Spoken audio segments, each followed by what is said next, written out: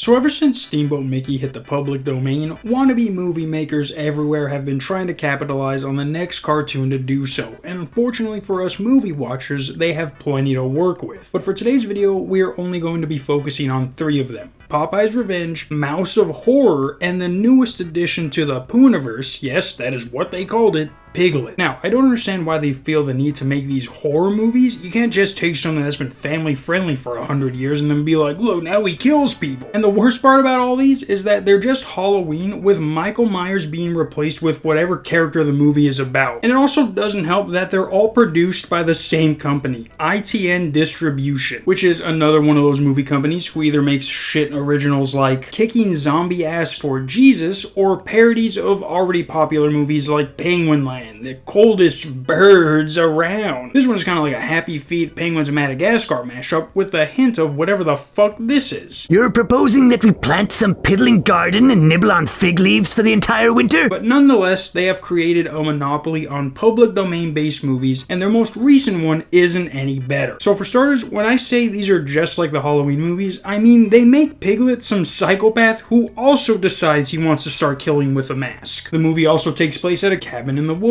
Shouldn't have to tell you where they took that one from.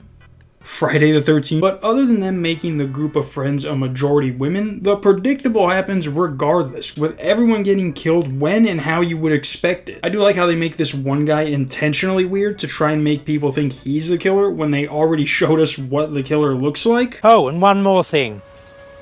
There are only 5 of you.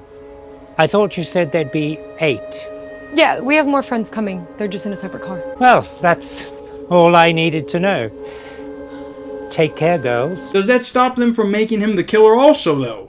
No, it does not. But the rest of the movie is exactly what you expect. These girls go exploring thinking that they're just enjoying nature when all of a sudden Piglet starts killing them one by one. It also makes no sense why they make Piglet a human when in the first Winnie the Pooh movie, they literally open up the movie by saying that Pooh and his friends were abandoned by Christopher Robin and that's why they became evil. So I'll give them that, they did explain why everyone was getting killed, but you're telling me you're going to do that for all his homies? They're already not talking about this as much as the Winnie the Pooh movie, so I don't know how much more of the Pooniverse you can expand into, especially when you're permanently killing the main characters who are supposed to be a part of it. This B-word cuts off Piglet's head at the end of the movie. The reason Halloween went on for so long was because they never really got a clean kill on Michael, but now they're like, we're cutting bitches' heads off and we ending it.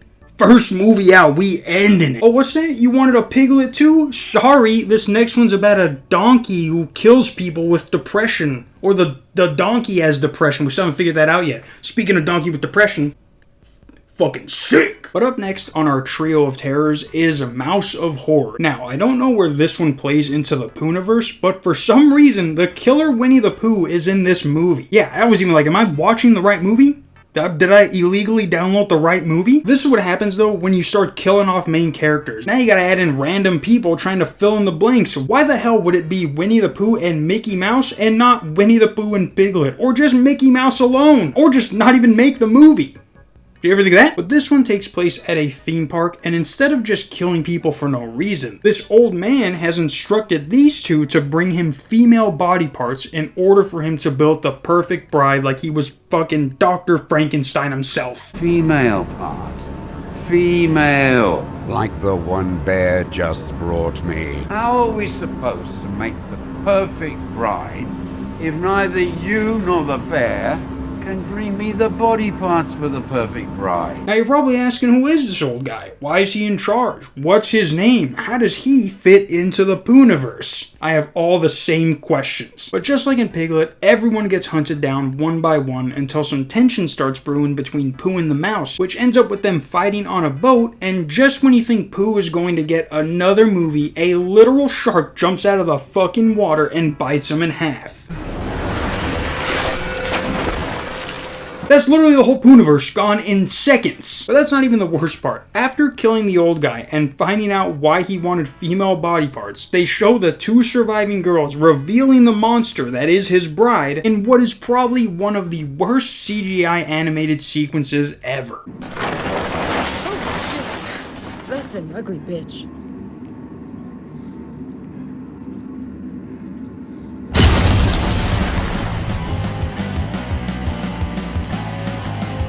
You're telling me they couldn't get an actual tarp for her to pull down? And there is no way that is the best glass breaking effect you had. You can tell whoever was editing this just wanted to get it over and done with. He's like, I'm just gonna do this really quick. Maybe they won't notice because it's like the literal last scene of the movie. And it got released, so they probably didn't even notice it. Now for our last movie, Popeye's Revenge, they really didn't know what else to do. This one also takes place at a cabin in the woods. Why do they show him on a boat and have the tagline be prepare for a sea of blood when only one kill in the whole movie takes place on a boat that's not even sailing? It was docked. But you guys obviously know that Popeye has enormous forearms, which works good in cartoon form, but in real life, not so much. The reason his forearms are so big is because he eats spinach and gets strong. Not only does he not eat spinach once throughout this entire movie, but he kills people with this fucking anchor knife thing. Like, okay, I can deal without the spinach, but how are you not going to have Popeye kill people with his bare hands? I will say, all in all, these movies did not need to be made, and the fact that people keep putting money towards them getting made is actually insane. But yeah, guys, who knows what characters this company will make movies on next. What we do know is that it will be a horror movie, and it will be about